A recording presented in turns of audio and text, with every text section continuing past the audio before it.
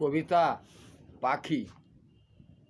আমাদের পাড়ায় কিছু পাখি করে চড়াই, পায়রা শালিক দেখা যায় সকালবেলায়। আহারের সন্ধানে আসে দোকানের সামনে, পাখিকে খেতে দেয় চিড়ে ভাজা বিস্কুট কিনে।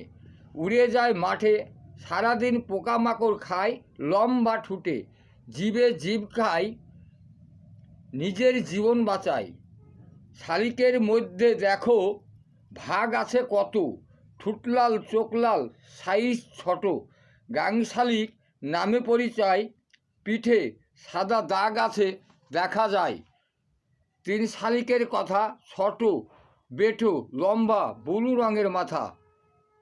পায়রা যত রঙের কত, পা হয় ছোট সাদা নীল কালার। দূর থেকে দেখে সরিষা করে আহার, ঝাঁকে ঝাঁকে উড়ে যায় আকাশে।